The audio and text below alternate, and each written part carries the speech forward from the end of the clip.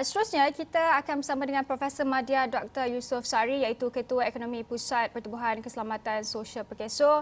Assalamualaikum Prof. Kita nak tahu dengan kargo yang dikeluarkan dari Taman Perindustrian Tinggi Kulim dan Taman Semikonduktor baru ini, KXP akan menjadi pencetus perubahan ekonomi bukan sahaja kepada negeri Kedah tetapi turut memberi impak yang positif kepada Pulau Pinang, Perak dan Perlis. Jadi bagaimana kalau kita nak faham berkenaan inisiatif ini? Adakah ia mungkin sebagai sokongan kepada Pulau Pinang?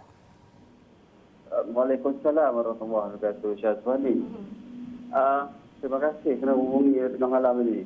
Sebenarnya saya terkejut bila berita ini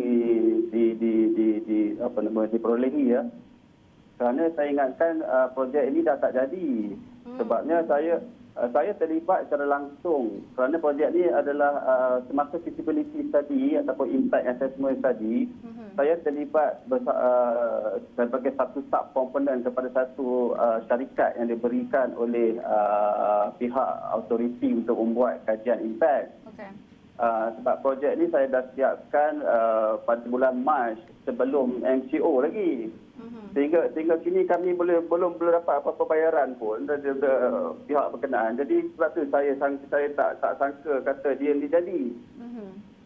Sebab dalam kajian kita ataupun analisis yang kita buat, memang Kulim secara spesifiknya dan juga Kedah secara keseluruhannya akan mendapat manfaat ekonomi yang besar.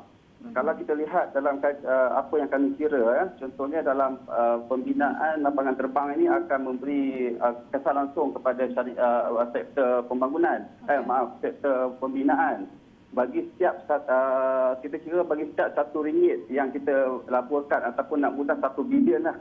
RM1 bilion kita peruntukkan untuk perbelanjaan pembinaan lapangan terbang itu, dia akan memberi impak kepada ekonomi Kedah sebanyak 4 bilion. 4 bilion lebih. Jadi satu amount yang sangat besar dan pengganda dengan ambil kira pengganda ekonominya sudah pastinya dia akan memberi manfaat yang besar kepada negeri Kedah dan juga Penang dalam konteks dua fasa, iaitu fasa pembinaan kapal terbang itu sendiri dan juga semasa operasi. Prof, dengan adakah ia akan mengganggu kepesatan lapangan terbang di Pulau Pinang yang sebelum ini menguruskan kira-kira 7.8 penumpang tahun lepas?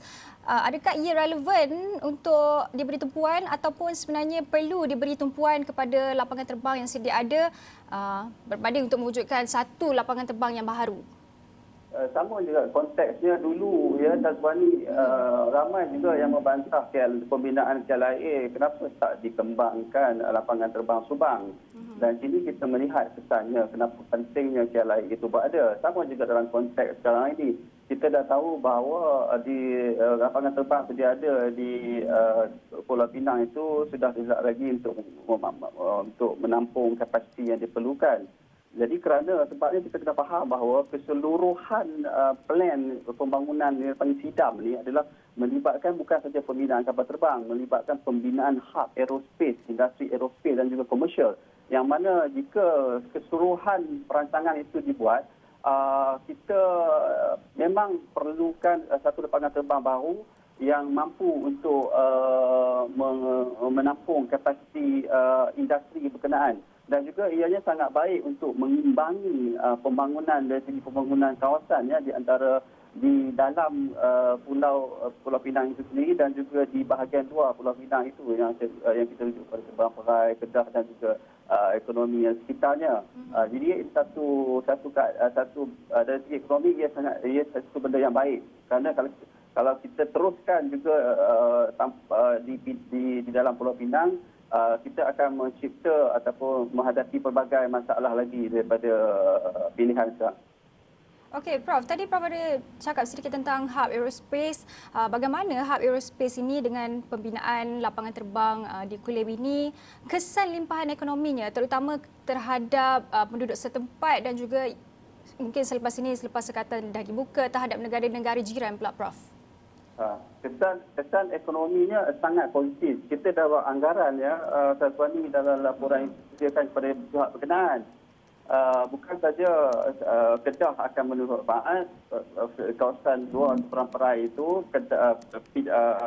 Perak Utara akan mendapat manfaatnya. Seolah projek ini akan menjadi satu katalis ataupun hub ekonomi ataupun pemangkin kepada ekonomi di wilayah utara. Tetapi dari segi nombornya, pengiraannya nampak macam nya sangat menarik lah. Tetapi implementasinya kita tidak pastilah Syazwani bagaimana keadaannya, seperti mana yang saya dan rakan-rakan alami lah. Prof, peruntukan yang diluluskan adalah satu jumlah yang agak besar. Sekarang ini kita tahu keadaan ekonomi agak tertekan, lebih-lebih lagi ketika pandemik COVID-19 ini, Prof. Adakah Prof melihat kelulusan pembinaan lapangan terbang Kulim ini sebagai relevan? Kalau tanya saya, ia relevan kerana dua sebab ya. Kerana kita tahu ekonomi kita sekarang agak muram, agak suram disebabkan oleh penanganan COVID-19 ini. Jadi pelaburan ke atas pembinaan lapangan terbang dan juga hub industri di Sidap ini keseluruhannya akan membantu untuk menjana ekonomi dan juga untuk memulihkan ekonomi kita. Dan kita ingat bahawa ini adalah pelaburan yang bersifat jangka masa panjang. Yang mana manfaat ekonomi itu akan dirasai dalam jangka masa 10 dan 15 tahun akan datang yang sudah siap dibina nanti. Okay. Jadi kita kena faham dari segi jangka masa pendeknya dan jangka panjangnya. Ianya satu skala yang besar dan pasti saya optimis akan ada sangat impact pada limpahan keseluruhan wilayah di utara sana.